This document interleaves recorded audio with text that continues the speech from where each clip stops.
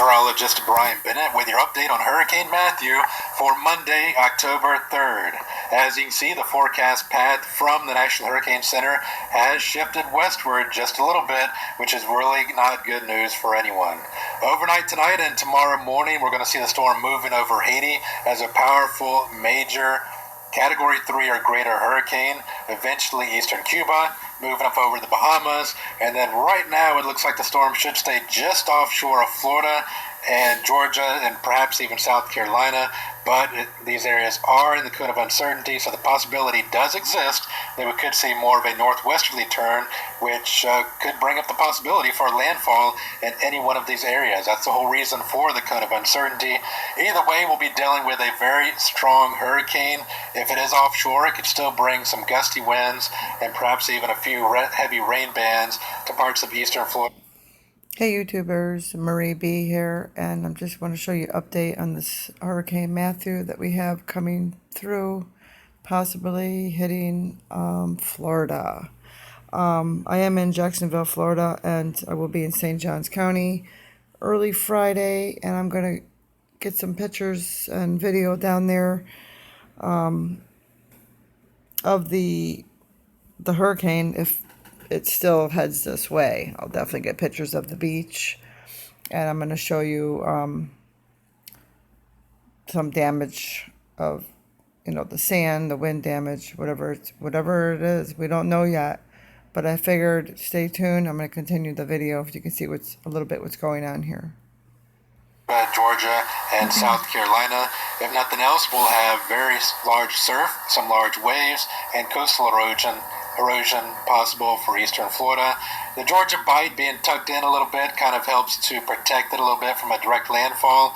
A landfall is possible in northern South Carolina or even North Carolina as we move into Saturday. Here's a look at the view from outer space. A very powerful Category 4 hurricane, winds blowing 140 miles per hour.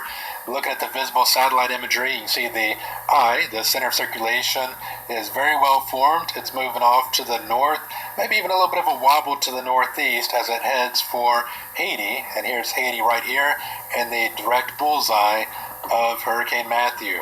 Very strong winds right now in the central Caribbean, and even seeing winds starting to pick up for parts of southern Haiti, even very eastern Jamaica, and even the Dominican Republic as well.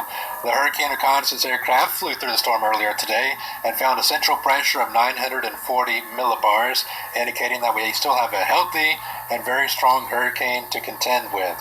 All right, let's talk about the path and some of the scenarios here. First of all, is it possible that the storm is going to make a turn due westerly into the Gulf of Mexico and slam right into Tampa Bay? Well, storms do have a mind of their own, and any possibility can't completely be taken off the table, but the odds of that happening are very unlikely. The winds are just not conducive for the storm to turn to the northwest and make a landfall into Tampa Bay, and that really takes one of the bigger threats off the table, that threat being storm surge. So fortunately, Tampa Bay doesn't look like it has to worry anything about storm surge, and the same thing goes for our Gulf Coast states as well. The odds of this storm moving into the Gulf of Mexico at this point are very unlikely, so some of the folks in these areas can rest a bit easier. All right, what about the storm moving northward into Haiti? It is going to do so overnight tonight into the day tomorrow, which means very rough weather for just all of Haiti, including Port-au-Prince. Kingston, Jamaica, looking a bit better than it did earlier in the week. Initially, it looked like Kingston was going to take a direct impact, but it's actually going to be more of western Haiti. And then the storm rolls over eastern Cuba as a major hurricane. And really a worst-case scenario here for the Bahamas. With this particular path, it takes it pretty much through all the islands of the Bahamas, and perhaps more importantly, it takes it right over the very bustling and busy town of Nassau, Bahamas, as well as a major hurricane. Right now, there is a hurricane warning in red here for Haiti, eastern Cuba, and most of the Bahamas, and a hurricane watch in effect for the northwestern Bahamas. Right now, the path of the hurricane looks like it's going to be such that it should remain offshore of the east coast of Florida. If it does, then it will bring the east coast of Florida perhaps some rain bands, perhaps breezy or gusty wind conditions, very rough seas and large surf, and also the possibility for coastal erosion. If the storm happens to make a turn more to the northwest, obviously those conditions would be exacerbated quite a bit, as a more northwesterly track would bring stronger winds and heavier rain, and of course larger storm surge threat as well. Tampa Bay could even see a little bit of rain from this based on how far away the storm happens to go from Tampa Bay all the way to the center of the circulation, and that's why we have that cone of uncertainty. So everybody remember, it is a code of uncertainty, and what that means is, nobody really knows where the hurricane is going to go. Nobody. This thing can make a turn for the worse. It can shoot down into Jupiter, near going to Lake Okeechobee. It can. A lot of cruises are stopping their Bahama cruise and they're going over to the Keys. The storm can turn into the Keys. I can't believe cruise ships are still allowed to take off from Jacksonville, and they're cruising all the way down to Freeport and then to the Keys instead of just going into the Bahamas. I personally wouldn't go on a cruise at this time. There's really nowhere they can veer off. Maybe they could go into the port, Fort Lauderdale, if it really does turn for the worse. It's not cruise time, people. It's time to, watch the storm. And we've seen Hurricane Sandy. We've seen that one make a turn for the worse. We've seen just recently Hurricane Hermine, which, believe it or not, a lot of people did lose their homes, and one person died, even though it was a Category 1. This is a Category 4, 3. It could speed up to a 5. I've been in Category 4 hurricanes. I was there in 1992 for Hurricane Andrew. I was not in Homestead, but I was in Broward County. I've seen it. I've been in Jupiter, Florida for Hurricane Wilma. We had several of them come right by us, 3 in a row. So this, to me, it's not, I'm going to buckle down and stick around. I'm not going anywhere personally in Jacksonville, but a lot of people still have that mentality to say, oh, I'm not leaving. If you're living on the beach or you're living in the cone of uncertainty, get out of there. Just play it safe. There's hotels out west. You can bring animals. A lot of places are pet friendly. Go there for a night or stay with friends and family. Don't leave your animals behind, people. Don't leave them behind. It's not fair. Take your animals.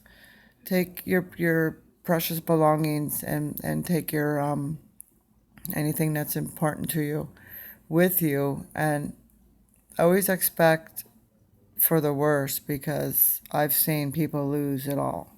I'll continue the video. As there is some uncertainty about how far east or west this hurricane is going to go. Right now, the Georgia Bight looks like it should be fairly protected, being kind of tucked in here. On the other hand, the Carolinas are sticking out like a sore thumb, so a landfall is possible in coastal South Carolina or even North Carolina at this point. Here's a look at the GFS model, and you can see Florida right here, the United States right here, the eastern seaboard, and we can see the storm right here, this bright red and white color. As we go through time, the storm rolls over Haiti, eastern Cuba, the Bahamas. The GFS model has the storm getting way too close for comfort to the east coast of Florida. This would be on Thursday, that the storm would be just offshore. Again, way too close for comfort, as a possibility does exist that it could make more of a northwesterly turn, which again would really ramp up the wind speeds and rain for eastern Florida. Right now, the model has the storm remaining offshore and then actually continuing to go to the north, maybe even strengthening a little bit over the warm waters of the Gulf Stream, and then possibly making a landfall. Right now, the model has it making a landfall around Myrtle Beach, so a landfall in the Carolinas is not completely out of the question. The storm then continues to roll off to the north, bringing very large surf and coastal erosion and gusty winds to parts of the Northeast and New England, and then turning perhaps back northwest into parts of New England and Nova Scotia as it gets pulled into a low pressure system kind of sitting up in Canada. So a strong extratropical storm with hurricane force winds are possible again in New England and Nova Scotia as we head towards next weekend and even early part of the next week. All right, so that was the kind of a zoomed out view of the GFS model. Here's a closer view. If the storm does follow that path, you can see how close it is to Florida. Really, again, too close for comfort. We could see winds gusting in coastal Jacksonville or even Cape Canaveral. Winds could be gusting around 45 miles per hour based on this precise track here. Again, you can see how if the storm were to move westward by even 150 miles, winds would be much stronger. And the same thing goes if the storm goes farther east. Then we're going to see less of an impact from the storm along the east coast of Florida. So right now it's kind of a watch and see type scenario. And then as the storm moves off to the north, it looks like it could impact the Carolinas. If it does make landfall in the Carolinas, we're looking at wind speeds possibly around 90 miles per hour or so. So this could be a serious scenario for parts of coastal Carolinas, especially North Carolina, as the storm continues to move off to the north. All right, that's the GFS model, which is the American model. Here's a look at the European model, which historically is a very dependable model. It's been a little wacky with this storm system, kind of not really honing in on an exact solution, but nonetheless, it historically is a good run. So it is also starting to get in line with the GFS as well. So I do want to show the European run here. Very similar to the GFS, too close for comfort to the east coast of Florida. Again, gusty winds for the east coast and a little breezy possibly for Tampa Bay on this scenario. And again, maybe a little bit of rain moving in Tampa Bay as well. But the main impact for the storm would be along the east coast of Florida with gusty winds and, of course, maybe a few rain bands moving in as well. As the storm moves farther north, the European model is keeping the center of circulation offshore of the Carolinas, but again, just a little bit of a wiggle to the northwest, and we would be contending with the center of circulation moving onshore in the Carolinas, and then we'll have to continue to watch the storm as it moves off. And again, just keep in mind, people, nobody really knows where it's going. To the north as well. So the here and now, the storm is going to move into Haiti, and what I wanted to show you here, this is Haiti right here, and this river represents the Dominican Republic. You notice anything? Notice that we have trees here in the Dominican Republic and no trees. A staggering 98% of trees have been deforested in Haiti. That's really poor management of their ecosystem, and that's also really bad news when it comes to the risk for mudslides. We're looking at the possibility for up to 40 inches of rain in parts of Haiti. You take that much rain, you put it on these hilltops that don't have trees to hold in all of this soil. That soil could come sliding down and moving into the towns that lay in the valley. So very poor ecosystem management in parts of Haiti are going to result in possibly some devastating effects. We're going to see bridges and roads washed out from this hurricane, and it's also going to place a lot of lives at risk as well. When we had Sandy back in 2012, it was a glancing blow of Haiti, but yet 75 people perished in the storm, and it caused millions of dollars worth of damage.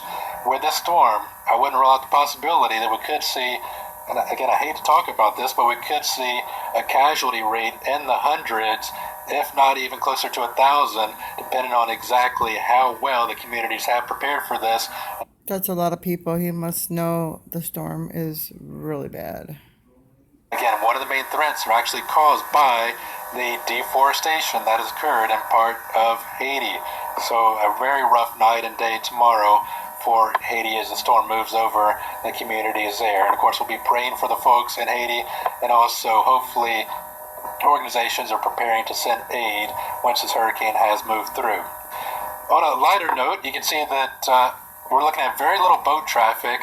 A lot of cruises have been canceled for parts of Jamaica and Haiti, and parts of the Bahamas and Cuba for good reason. Cruise ships should not be going into this storm, not a major hurricane. So a lot of cruise ships are deciding to either cancel or perhaps delay a lot of their cruises. And They're not canceling. A lot of the cruises are just going to Key West and Freeport, Bahamas, which is stupid.